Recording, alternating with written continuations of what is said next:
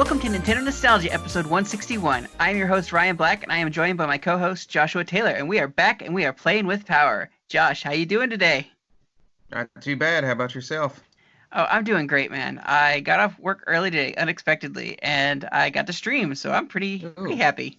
That's always a good thing. I love getting off work early. Yeah, good feeling. Really good feeling. So weather's been crazy. It's been great, actually. Today It was 65 degrees in winter. I am ecstatic. I was walking around without a hoodie for once. About the same here. It was great. I could do that. Enjoying that. And I know it's not going to stay long, but that's okay. I'm enjoying the little bit of reprieve from the mild winter we've been having, really. I'm perfectly fine with that. I think the only major snow that we had, I was gone to Florida during that time, so... I lucked out there. You went south for the winter. That lasted a week. Oh. So before we get into the show, I have some news to bring to the fans. As of right now, Jacob had to step down from the show. He's dealing with some major family issues, and his grandfather died as well. And so, just dealing with the loss of his grandfather and everything that's going on with his marriage, he just really couldn't put his heart and soul into the show. And it wasn't fair to keep, dragging down the show or being kind of negative and just not feeling it, even when he's, doing the editing and stuff. So he's just really not in the spirit, and we totally get him where he is right now, and we're definitely praying for him. And he'll be back. He made that very clear. He says he loves this show and everything that it is, so... He'll definitely be back someday, but he needs to take a indefinite hiatus until he gets his things worked out and gets through everything. So he gets to a happier place in his life, which is cool. And I'm hoping he's building his nostalgic memories now, just playing video games, because I know that's kind of a big escape for him. So we're glad he's getting this time to take some time away and just really reflect and build for his future. Oh yeah. So with that out of the way, it's been wonderful just having this opportunity to take over the show. You may have noticed last week we did a Sonic episode and Sonic Adventure 2 Battle, and Jacob was a part of it. And so now that Jacob's out of the picture, we chased him off. We can do no holds barred. We're going to run right into this Sonic thing full force and do a couple other episodes on Sonic leading up to the release of Sonic the movie. So really excited about this. And so we're doing the Sonic theme. I'm sure Nintendo faithful are shaming us. I feel a little guilty. Just a little bit guilty. I'm sorry, y'all. It needed to happen. I've been wanting to do Sonic for such a long time, so this is great. So let's get into what we are Radical Rexing about.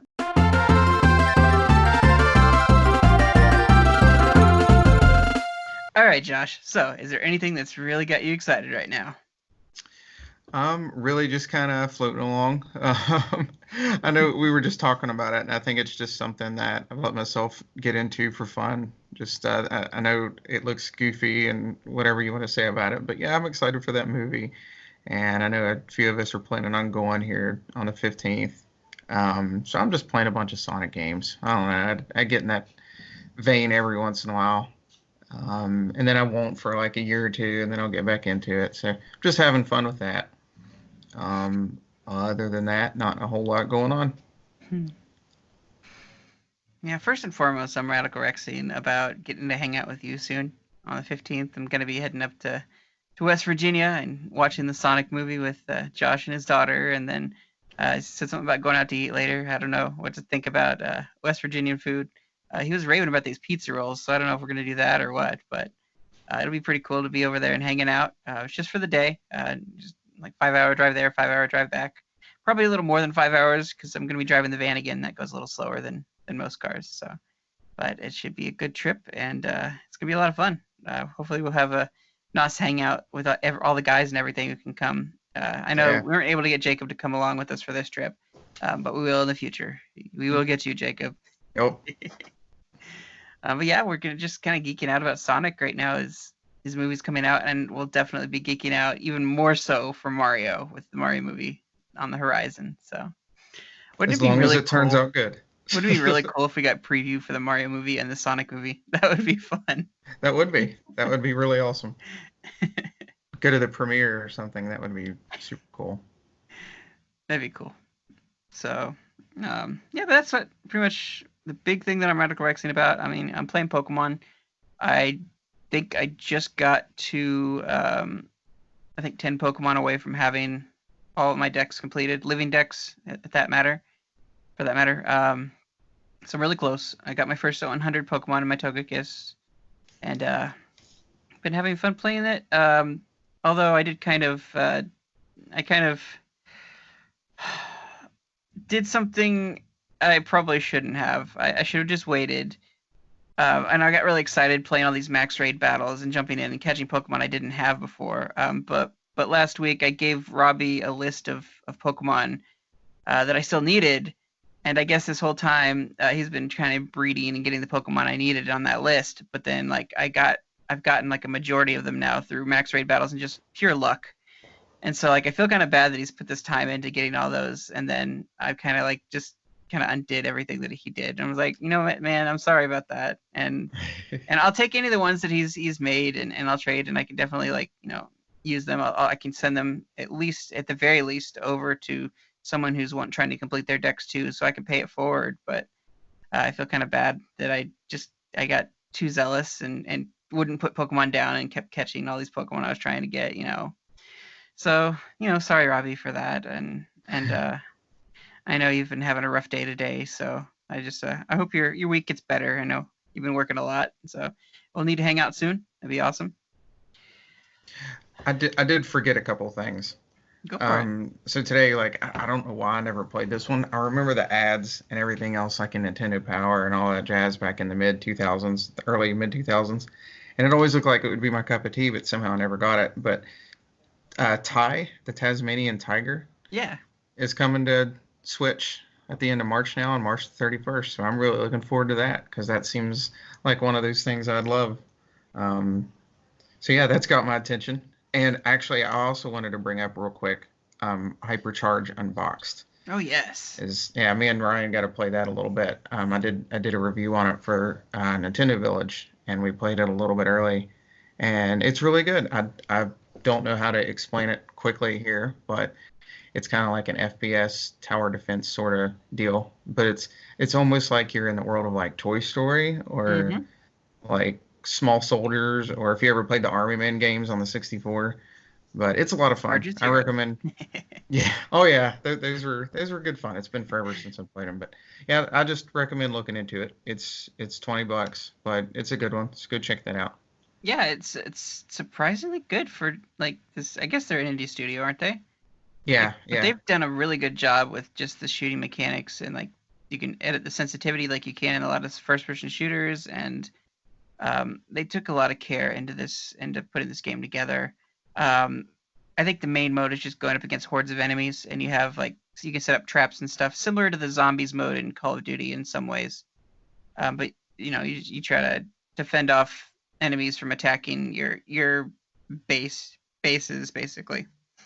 Yeah. And in between online, yes, and locally. Yep. The four-screen split screen. And you can kind of explore and collect power-ups and secret items and stuff, and collect money to build traps in between the waves. So it gives you something to do during that time, but you can also speed it up and end the waves if you wanted to. I thought that was pretty cool. The music's not bad. The puns in it are great. So definitely worth checking out. Especially if you want like a good first-person shooter that's, I'm sorry, but Call of Duty is not going to come to the Switch anytime soon. At least not before November. I'm hoping, but these things like these multiplayer experiences, I definitely recommend this Hyperbox game. Hypercharge Unboxed. Wow. I can't remember the name either. Even when I was writing the review, I played it hours, and the name just, I don't know why it didn't stick with me real well, but the rest of it did. Yeah. Yeah, they did a good job with that. Plus, I like any kind of first-person shooter that has a double jump like Metroid. Yeah. So that was pretty cool. One other thing I wanted to bring up, kind of a topic, if you will. So, the history of Kickstarter and video games is not too great. And today, Platinum Games released a Kickstarter for bringing Wonderful 101 to consoles. I guess maybe computer too, like Steam as well. But the Switch game funded within a few, like I don't even know if it even made it to an hour mark, and the Switch game funded, physical, digital, it's all that fun, and a bunch of like tiers that you can pick up on and spend a lot of money and you know, it's not going to be a Mighty Number Nine, right? Like this is Platinum, we can trust them, right? No, Like, it's not that bad. and they've made this game before, so it's just a port, right? So many people have gotten burned by the video game Kickstarter thing. I'm just like, this can't go wrong. It's big studio. They know what they're doing. They've made this game before. Like it seems like they check off all the boxes, and this is just a hey, we just want to make sure people are interested in it. Yep. So I have actually personally been burned by this video game thing twice. We're still waiting for Atui's Chicken Wiggle, which is cool. I'm not too like putting much pressure on Jules. He's doing a good job, and he's got other projects he's working on too. So I get it. It's gonna take time, and the backers aren't too happy that it's taking so long. I mean, I don't hold it against him, honestly. But Jeremy Alessi, I think is his name, did the Swapfire 2.0 for Switch, and he launched his Kickstarter to generate basically interest in the game, to fund the initial like take it to investors. And he's had a heck of a time getting investors to back him. He might have found a couple people that would do it, but then when he took it to Nintendo, they wouldn't listen to him.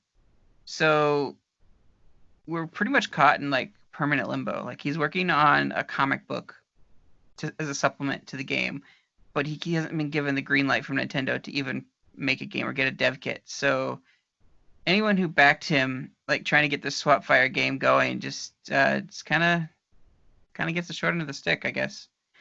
So I don't think I backed at a tier where I got the comic book even. So I don't even get that.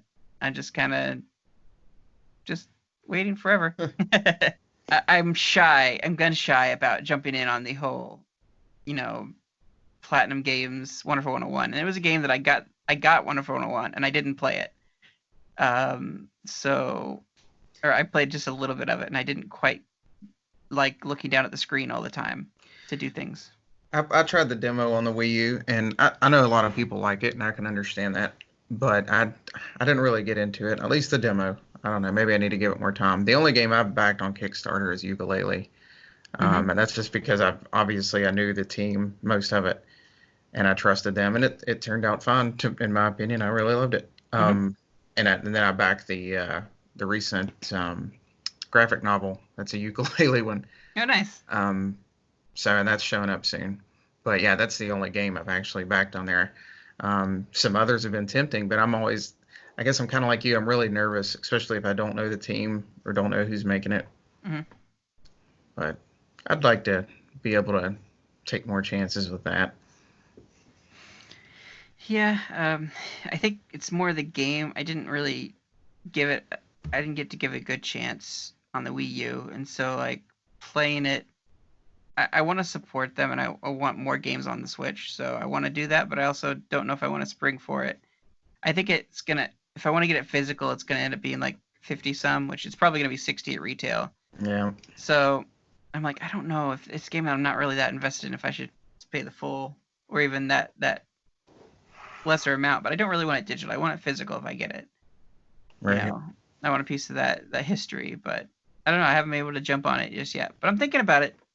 I got 30 days, so we're all good, and I love me some Platinum stuff. But yeah. Well. Can you imagine? I would love to see, like, Wonderful 101 is kind of the spiritual successor in a way to Beautiful Joe. Beautiful Can you Joe. imagine if they played if they did Beautiful Joe? Oh, I would be something like, if they put that as a stretch goal, like the possibility of them doing Beautiful Joe, like I will back Wonderful 101. Like even if Beautiful Joe's in the game, like if he's in the game, like I am there. I am buying this like 100%. You got my vote. So, one can dream anyway. Oh gosh. He's going to be in the next Smash DLC. Oh, please. Please do. Yes. Henshin a go-go, baby. But anyway, we're not Goodness. here to talk about Sorry the about Joe. All right. Well, I received an email, so I'm going to read that before we get into the main topic. So, this is from Toby Ford. He said, "Hey, NOS crew. I was wondering if you guys would get around to covering the game." Oh, this is in reference to the Metroid Zero Mission that we had a couple weeks ago. So given the context here, I was wondering if you guys would get around to covering the game back in November. I was super excited.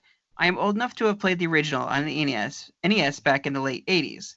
I was terrible, but still loved exploring with Justin Bailey password entered. When it was remade with Super Metroid graphics, I was sold right away. I was on Cloud 9 when I beat it on my NES GBA SP. And can't say anything bad about this game. The upgrades that the game got were a welcome addition. I will say I love the power grip. When I was a kid, I thought so many times Samus would have grabbed that ledge. And the map, what a game changer that was. When I played, I didn't have Nintendo Power or friends that played it, so to say I was lost was an understatement. Thanks, Nintendo. So some major love to having that Zero Mission remade and more accessible, a lot more user-friendly. Yes, it was. So thank you, Toby, for that. Don't hesitate to send emails. We'll definitely read them on the show. If you're a little nervous about calling in or think it's just old-fashioned to call in, yeah, send us an email. Message us on Facebook, even post on our NOS group chat. It's pretty cool. We loved having this interaction with you guys and hearing about your nostalgia. All right, so I think it's about time we get into the topic. And we've already spoiled what it's about in general. So let's get into Sonic games.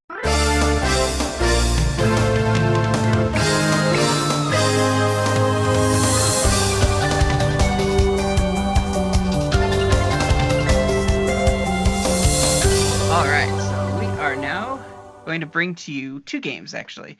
I can't think of a time that we've brought two games back to back like this. And when I say two games, I mean two games containing many games. So this is a collection episode, a Sonic Mega and Gems collection episode. And so we're going to first start off with Sonic Mega Collection on GameCube. And then we'll roll on into Gems.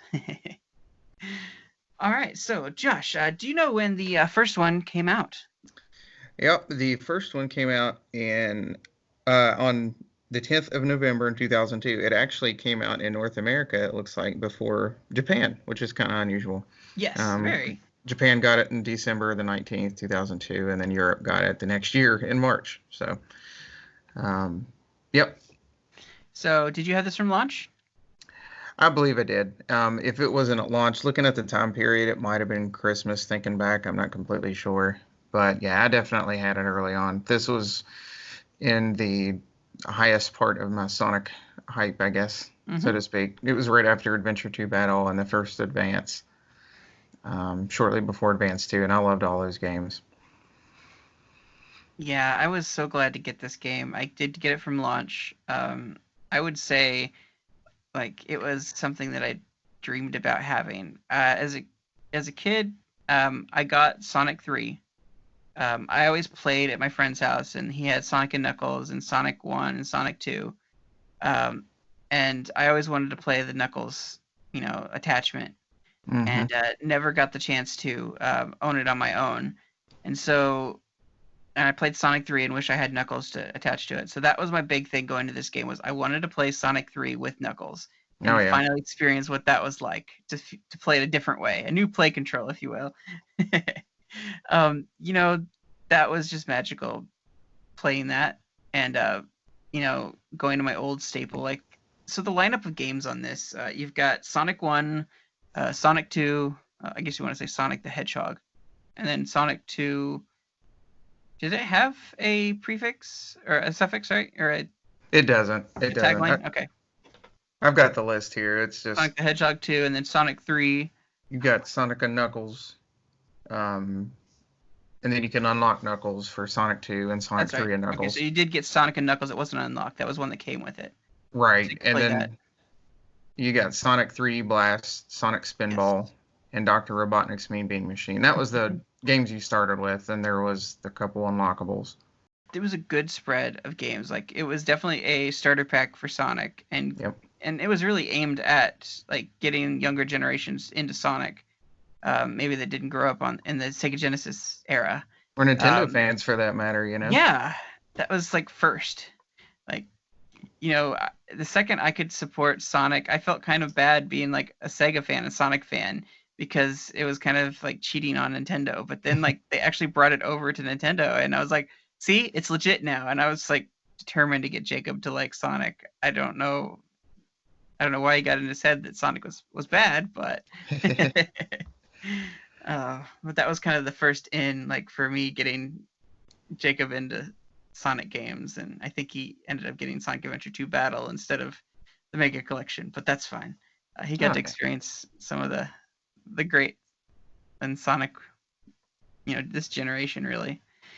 Um, so yeah, you did unlock the ability like like you would if you had Sonic and Knuckles. You could take your cartridge and plop it on top of Sonic and Knuckles, like from Sonic 2, Sonic 3, and play as Knuckles in those games. So you can now kind of unlock those attached games. You could kind of get that bonus. I don't know. It's kind of like getting a DLC content. I mean, very much like at least that's what it would be in the day. You unlocked it instead of paying for your you had to earn it instead of paying for your DLC to get, added characters. Yeah, and in Knuckles, not to stick too much on the games, but like in Knuckles and Sonic 2, as it's ordered here at least, it is kind of, it almost feels like a mod. You know what I Mm-hmm. mean? Like not everything is built around him. He doesn't jump as high, but he can climb and things like that. So it feels a little funny, but like in Sonic 3 and Knuckles, like that is like one cohesive package. Like that Yeah. all goes together. Like it even adds more to the story. You can play through levels of both games with all three characters. So that's worth it alone. I think that's one of my favorite 2D Sonic experiences, just right there. Mm-hmm. I did like have a lot of Sonic 3 experience, and I loved that a lot. But I think my favorite experience in level design and everything was probably Sonic and Knuckles. So being Yeah. able to actually own that in the Mega Collection for the first time and have it on my own and play it was really cool. Like they introduced some cool mechanics like ghosts and like pyramids and things. And Hmm. I liked all the vibrant mushrooms in the beginning, and just the general like aesthetic for everything. Like they had these really pretty crystal caves and like sky islands, and it was so well done. Um, The yeah. music for Sky Sanctuary. Oh yes, yes. uh, Good memories, and I'm glad that I got to experience it again. Now we extensively played it, back when I was over at John Hester's, and his mom babysat me. Like we played Sega all the time. Like that was my Sega like in, and it was really nice to do that. But just to finally own it, and on Nintendo, it was just like just such a victory and such a feel good thing. Um, For and my, go ahead. I pushed a little bit further, and there's more to unlock. There's a couple other games. Um, the U.S. only got a couple of extra unlocks past the Knuckles editions. Um, it was Rystar, and I can't remember what the other one was. Flicky and Blue Sphere. Blue Sphere kind of counts as its own game. It's kind of not, but Okay. yeah. um, and I did enjoy Rystar. I thought it was kind of cool. I mean, it wasn't hard Hmm. to beat really, but I enjoyed it. It is a good little game. I've played it a couple times. It's not a bad one to go back to. Now, Blue Sphere, if and you probably already know what that is as well, but it's basically just the special stages from Sonic 3 and Sonic and Knuckles. It might have some unique ones, but it's the same idea anyway. Yeah. Hmm. Basically, it's what you would get if you plugged in like something other than Sonic 2 or 3 into Sonic and Knuckles and hit a certain button combination. I can't remember what it was, I did not but know that. yeah, I can't What? remember if it had to be like Sonic 1 that you did that with. I don't think so. Mind blown. Yeah, you'll have to look it up. There's some kind of trick to it. I can't remember what it was, but that's basically what you would get if you put like if you not R and L. I can't remember what it was, but you would get a little mini game, and you'd be able to play a bunch of Blue Sphere levels. Hmm. Man, Sega was cool. Yeah. I see. This was. I mean, I've always just really gotten like first party Nintendo stuff for the most part, especially up to this point. And at least for me, like a lot of the Sonic games, like I never owned the original Sonic games. I never had a Genesis or anything. I played some of them at a cousin's house every once in a while, and I watched the cartoon. It was like I was kind of a half fan of it, Yeah. but like as a little kid, I even had a T-shirt. I remember looking back at pictures. I was like, I didn't even have that game, but yeah, this is like when I really got to get into it after playing Sonic Adventure 2 Battle. I'm like, man, I gotta have more of this series. I want to get into it more. This is a really easy way to do so, um, just with all of the games on here, and it's like a lot of the early essentials.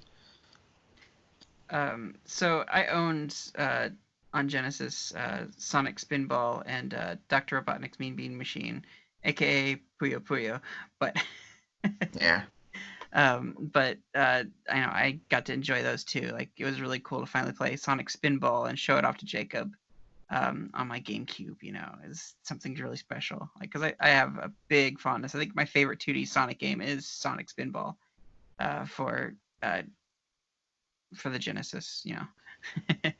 that game is really hard, but there's some really cool things about it. Like the concept of it's cool. The music's like mostly really good. The options menu is a little painful to listen to, but the rest of it's really good. Um, It was actually one my uncle had. I remember actually playing it some as a kid. So that one's one of the odd ones I actually do have some pretty early memories of. But I don't know if I've ever beat it. I might have cheated and saw the ending once, but Yeah. I've beat a lot of Sonic games, and I don't know if I've ever really been able to beat that one. I beat it I think 3 or 4 times, and I really enjoyed going back to it. I've made it to the last level. I do know I've made it there. I cannot remember if I beat it or not. That one's pretty tough. So yeah, even if you do get to Robotnik, it's pretty tough to stay up there and take him out. So It's a cool game though. definitely. Um, it was just cool to run around, like do some platforming elements and collecting things while on a pinball table. It was really well done. It was a game with pinball elements. Yoku's Island Express is very similar to Sonic Spinball in a lot of ways. It's got that same spirit. So if you want an idea of what Sonic Spinball was like, it was Yoku's Island Express is a similar thing to it. If you get a chance to try either of those, I highly recommend it. So let's get into a little bit of the extras for this game. I spent more time in the extras than I did in the actual play in the games, which is saying something because I played a lot of the Sega Right. collection. Um, I feel like such a nerd. So It's I, okay. I didn't really have a way to listen to soundtracks for Sonic, and so Oh yeah. I didn't have that stuff. So they allowed you to listen to the opening and ending for Sonic CD, I believe it was. Yep. The Sonic Boom song, like I would listen to that on loop over and over and over and over again, day and night. I loved it, absolutely loved it. And just like pouring over, like they put in the comic book covers and like scan-ins of those, and like I just pour over those and love to look at all of those. And I was never really a comic book collector, but it was really cool to have these pieces of history and the full art scans of the instruction manuals. I'd go through those too. Like I was a nerd. That is actually the only comic I've ever gotten into. Like it was actually pretty good. That one's gone now, that Archie one, but I think there's a newer one. I'm kind of tempted to check it out. But yeah, there was over 100 covers I remember that you could look at just on here. And actually, before I forget about it, do you remember like the kind of ominous music that would play on this game? Like when you were looking at any of the collections, it was almost sad. You'll have to look it up later. Yeah, It sticks out in my head because every time I'd look at comic covers or whatever it was the same music just looping over and over again. So it kind of like stuck in your brain. But they even had a couple that you could read, um, like full comics in there. And I actually own a couple of them now, but I've got a pretty decent collection of them somewhere. But yeah, you could actually sit there and you can zoom in and flip through the pages and stuff and actually read through a couple of them. So you could spend a lot of time in there. Yeah, it was definitely a love letter to Sonic, and a great jumping off point into getting into Sonic for a Nintendo fan who never really had done Sonic stuff before. They put a lot of good stuff in it. I can't say that I'm very good at Sonic games. I mean, I've beaten them. I can run through the levels really fast, but I never felt like I actually completed a Sonic game because I never went to all the different levels and all the different paths and stuff. And I feel like you have to do so many run throughs just to get through everything and experience all of it. It got a little bit more linear as you got further. I feel like you had a couple of paths you could take here and there in Sonic and Right. Knuckles and Sonic 3, but there was like so many different ways you could go, and the other games, I never felt like I've mastered them, despite being able to beat them. And it was a lot of fun. Uh, to and it didn't translate badly on the GameCube controller. I didn't think. I Mm-mm. was pretty comfortable with it. Did you have the option to use the D-pad in this game? I don't I remember using it. I think so, because I would have probably used it. It's actually been a while since I've booted it up on there. Funny enough, I recently I borrowed a PS2 from somebody and had booted up the Sonic Mega Collection Plus version on there, and I know you can. I'm pretty sure you could, because I don't know if I would have been able to enjoy it as much as I did by using the stick. Hmm. Now, what did Plus add? I know it's not necessarily Nintendo, but Well, it changed a few things actually, like with the collection on the Nintendo one. Like the one thing we didn't mention, there's some of the things you can look at in the collection is like different artwork. Some of it was even like a Christmas card. Some, I think it was a calling card in Japan that had Sonic Adventure 2 art, just random junk like that. It was pretty hmm. cool. You can look at, and it does have that. It also has the manuals like this one has. You can look at digital scans of all the manuals, but like some of the videos were different. Like I know on the GameCube one there was like Sonic Adventure 2, a video for that, and the Sonic Advance trailer that you could unlock and all this stuff. So things like that were a little different since those are Nintendo games. But they also added like a handful of Game Gear games, and there's actually not any Game Gear ones on the GameCube one. I couldn't remember if there was, but there's not. But there's a handful of just different Sonic Game Gear games that a lot of people probably haven't played, like the original Sonic the Hedgehog on Game Gear, the first Sonic Drift. I'm trying to think of some other ones. There's a couple decent ones. The Game Gear ones don't hold up as well, Yeah, but yeah. Now, I there's think they combined them for Sonic Mega Collection Plus or whatever it was called. But we did get those games on the GameCube in the second collection, which we'll cover here in a second. But Yeah, and a lot of those actually pop up in Sonic Adventure DX. You can unlock some Game Gear games. I can't remember what all oh, ones, but wow, yeah. I forgot about that. There was a lot of stuff in that game too, like that you could do in the DX version. But I think those are only in the GameCube version, but not like the Xbox one, because I have Hmm. it on Xbox too, and the Game Gear ones aren't there anymore. So, but there's a few decent ones in there. I'm not crazy over the Game Gear games usually, but Yeah. there's some alright ones. Let's get into the Gems collection, Yeah, Sonic yeah. Gems collection. I know we skipped over a bit over the Sonic 3D Blast. It was not great. Real quick on that one, because I actually wanted to mention that, is a lot of people Okay, don't like that game, but I think it's okay. I don't think it's as bad as people say. It's a little boring. I will that's what I say felt. that, but other than that, it's not terrible. I like the special stages in it because they're actually kind of easy, and I can actually be lazy. And a lot of Sonic games are pretty darn difficult. And Hmm. there's like, all right, I actually like I like being able to reaching the goal to the special stage is part of the challenge in these games. But then like half of them, or a lot of the Sonic games, the special stage itself is so hard you waste your chance and then you can't go back. So that Hmm. was one thing I liked about that was like, okay, I found it and I can actually earn my reward. Hmm. Anyway, that's all I have to say about that one. Don't play Sonic Blast, the Game Gear one. That one's pretty bad. That one is bad. Uh, okay, so let's get into the Sonic Gems collection. This came out. Do you have the date on that one? Yeah, give me just a second. It was, I believe it was 2005. Yep, it was the 16th of August, 2005 in North America. Now Japan did get that a few days before us on the 11th, but yep, just a few years later, and came out on PS2 actually at the same time. I forgot about that. So this game basically was the leftovers, the stuff that they didn't put in to make a collection. Whether they could fit it all in one disc or not, that maybe has been the issue.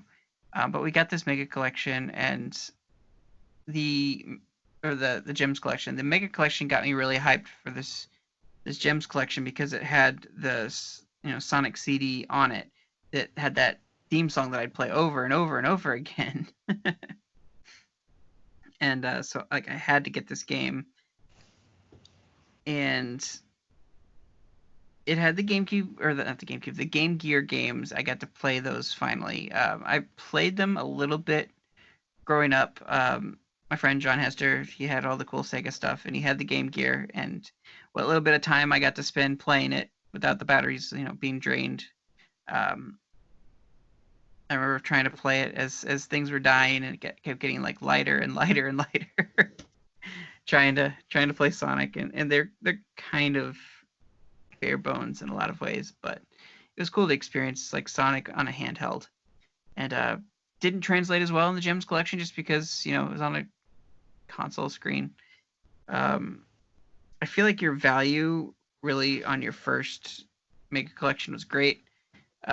You get a lot of like solid games, a lot of content and stuff. The Gems collection, it had like it took up a lot more space, and like the Sonic CD was a bigger game, and the Game Gear games wouldn't take up as much space. But I felt like there's just some things that were lackluster because of the build that they had for this, the things that they chose, and they had to put in it.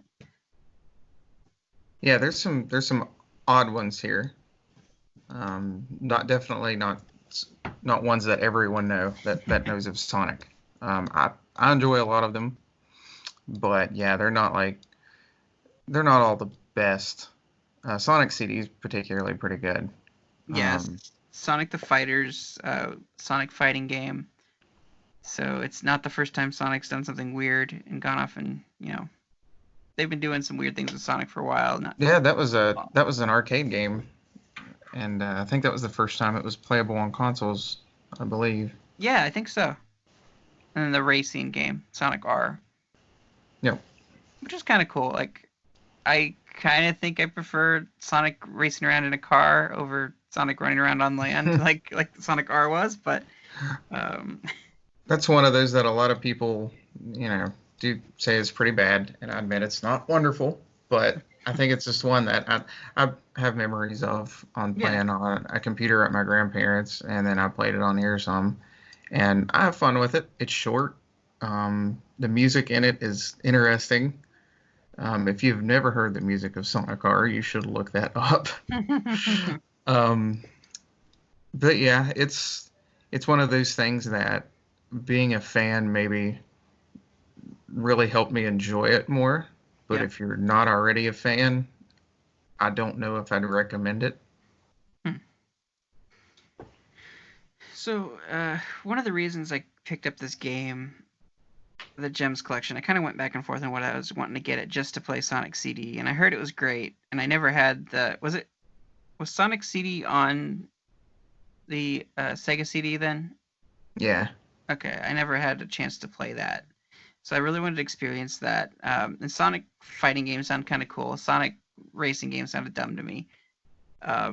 But they also had the Game Gear version of Sonic Spinball, and for the life of me, I don't remember that being on the collection. I don't even remember trying to play it. Obviously, it was so bad that it's just gone from my memory. Unfortunately, I do think that one's not very great.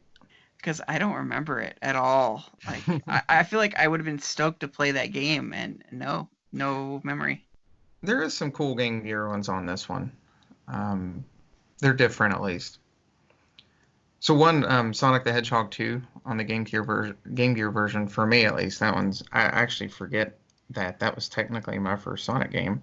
Oh, wow. Without going into, I guess, full detail, just because it's depressing. I think it was the year 2000 or so. Basically, some family junk went down, and my dad took me to go basically pick something out at the mall. He was like, get whatever you want. And I picked out a Game Gear at some shop that was getting rid of old stuff. And I picked out that game. And so I got a decent amount of play out of that one. It's not bad. It's Hopefully you had the AC adapter. I can't remember. I think I did actually, Okay. but yeah, and I played it on this version too. And I did eventually beat it and got all the emeralds and everything. It's pretty good. It's one of the better Game Gear ones, I think. Mhm. There's a lot of decent ones on here. Spinball's actually probably one of the weaker ones on here. Mhm. Like Mhm. Drift 2 is pretty good. I don't know if you've played either of the Drift games, but they're not too bad. I have. Uh, I don't remember playing those. have you played Tails Adventure? That one is one of the ones I did play, and I didn't really get anywhere in it. I'm not a big Tales fan, so Okay, it's slower, but maybe that I was why kind I of like it. didn't get into it as much. Yeah, it's Um, more of a you explore different places and find different power ups and things and items. Then you can kind of go back to past levels and get the new places. It's pretty cool. It's something different. I remember reading in a magazine that you could experience Knuckles Chaotix in the game, and only to find out that it was available in other versions of the game outside of the U.S. And I was really kind of like sad about this. I always wanted to try this Knuckles game. Like, it had SBO in it, and I want to say basically the team from Team Chaotix in Sonic Heroes. Right, and plus if Um, you I want to say that there was, I don't know if the B was in there. I think there was someone else maybe in the trio, but I really wanted to try that out, and it wasn't actually on there. But the thing that made the whole collection worth it for me um, was I was obsessed with Vector Man. Like the idea of Vector Man, it looked so cool. Like I don't know why I liked it. Like such action-packed game. Like the idea of like disconnected like orbs and stuff, like kind of bobbing about as he's like shooting things, and like just the carnage I really really liked, and it was a rental that John Hester got, but I don't think he ever owned it. And so like I'm gonna own these games. I'm gonna play them because he never had it for very long, or at least I wasn't over there when he played it and finished, playing it. So I was so happy to actually have Vector Man and Vector Man 2 to play with and to experience that because like I remember like Vector Man would like morph into different like modes and stuff. And he was just a really cool game all around. I was I've happy to played it. experience it. I've played it on multiple Genesis collections of different sorts, and it's like I've never really gotten real far in it. I think it's just kind of difficult, but it is pretty Yeah, cool. Like the way he moves. yeah, I really like that. It kind of skates along or whatever. Very, very cool. Um, that made the whole collection worth it. I guess one of the other games that didn't make it on there was Sonic the Hedgehog Pocket Adventure was one that didn't make it on there. Okay. Yeah. And then I guess which it would have made this like the coolest collection would be Streets of Rage. They excluded it from the U.S. version, which was a shame. I really wish they would have done that. hmm So now I don't know about the extras for this game. Did they have many extras They like I had Jack jam packed in the Mega Collection? I don't remember looking at the extras in this one. they did. A lot of it was like unlockable stuff. Um, to go over it some, one unique thing about this one is they had like unlockable demos for a bunch of games, but the demos were timed, and it would start you at the final boss for Okay. whatever game it was. So like a bunch of the Genesis ones Oh, are on there. like Like what Nintendo's well, doing with the online with their something like that. There was a what was it? There was an amiibo, some sort of collection on Wii U. I remember you could scan it in. Like if you'd scan in Samus, you could play the last fight of the first Metroid or something, yeah I believe. yeah But yeah, it was something like that. Like I remember actually going back and doing that. I think you could pick like the good endings or the bad endings, and then if you had enough time, you could just start playing the game. I mean, it wasn't enough to get through anything, but they had a right. bunch of the Genesis ones, a bunch of Game Gear ones, and things like that. So that was a pretty interesting part of the museum. But other than that, like they had a bunch of artwork. You could unlock artwork from each of the three main games were, Sonic CD, the Fighters, and R, and you could slowly unlock artwork for that for doing different things. There was just artwork from a bunch of different. Let's see, Knuckles Chaotix is on here. There were screenshots of the adventure games and Heroes. Remember, Heroes is pretty new, still around this time. Hmm. and just a bunch of other random stuff. I see one thing just looking back here. There was like promotional holiday artwork, photos of Japanese Sonic arcades, such as the patrol car. If you've ever seen a picture of that. Um, so cool stuff like that. There was also music tracks, like remixes of a bunch of stuff. Looking through some of it here now. There was like a remix of Open Your Heart, the Sonic Heroes theme. Good handful of stuff there. So there was some pretty interesting stuff along with a few videos. There was plenty to dig into. It wasn't quite like digging through the comic book covers and things like that. Like if you get into that, you could get a lot of time out of that. So, but it was still cool. There was still a decent amount of extras to this. We got a lot of Sonic games on GameCube, which is pretty cool. Yeah. The Sonic love was finally unleashed, and when the rivalry finally broke down between Sega and Nintendo, and they just they became a third party developer and put away their old squabbles. So it was cool. Like a lot of GameCube players benefited from that with that treaty. It was a big deal at the time. I benefited from it. Yeah, there's a lot of Sonic memories were made during this span of time between Sonic Adventure 2 Battle to Sonic Heroes. Like a lot of good things happened. Oh yeah, the GameCube was the biggest part of that, and the Game Boy Advance. That whole time period is what got me into it. It hasn't been quite as great since, I don't think, but I still like it, and it's mostly because of this era. Well, I think that brings us to the end of the episode. Yep. Yes, I'm so glad that we were able to talk about Sonic with Jacob being absent. Sorry, Jacob. I hope he listens to this anyway. So, before we close out, is there any closing remarks you'd like to make? I don't believe so. I would like to see a lot of this be more accessible, like on newer consoles, like the Switch. There is things like the Genesis Collection on the Switch that's usually at a good price, and there's a handful of Sonic games on there and other good Genesis games. And I feel like it kind of goes under the radar. So if you're into that sort of thing, you might want to look into picking that up. So it's pretty cool. Yeah, I'd like to see some of these weird ones come back, like Sonic R. I know a lot of people don't really care, but yeah. I liked having these things accessible. Sonic CD, some of the Game Gear ones and things like that. Yeah, I really need to go back and play and beat some of those ones. Like Sonic CD, I was so hyped for it, and then I never beat it. And all the extra stuff was cool at the time. All the different pictures of artwork and things from over the years and comics. I like to keep that stuff alive. Definitely, it was a great just compilation of history, and we'll have it for years to come. It's pretty cool. I'm glad they did this thing. All right. Did you want to plug in your Twitter and where they can find you? Sure. The best place to find me, because I'm there quite often, would be at Twitter at Whopper744Games. I'm also on Instagram. I cannot remember my tag. I think it's at Whopper744. Yeah.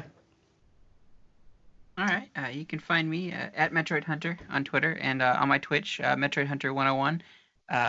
Kyle Martin did the art for my my new icon, so I'm pretty excited that I'm getting some channel official art for my streaming channel. I got to stream some today, so it's been cool to show that off. It's a Metroid wearing a graduation cap. It's kind of going the whole Metroid Hunter 101, like class 101 from college, teaching the basics, and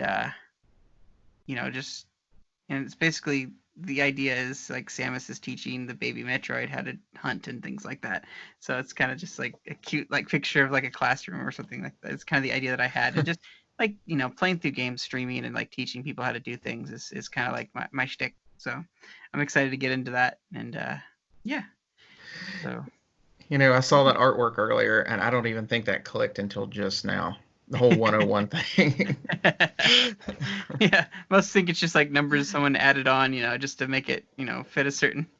Well, and the hat and everything. I was like, oh, now that really makes sense. Okay. Yeah. Oh, So enough about me. You can find the show at thenintendovillage.com/Nintendo Nostalgia on Apple Podcasts and Google Podcasts.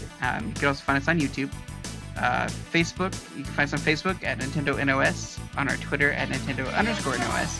You can find us on our Instagram at Nintendo NOSIN. Shoot us an email, NintendoNostalgiaIN@gmail.com. We are still working diligently on the Patreon. I know some things have been changed around. We still have some structuring to do and some things to figure out. But definitely hope to bring that to you soon. And also, you can call us on our hotline. Share your memories and show us some love at 317-969-5690. Guys, that brings us to the end of the episode. Thank you so much for listening, and we'll catch you next week for another Sonic episode. Later, Preston. Bye.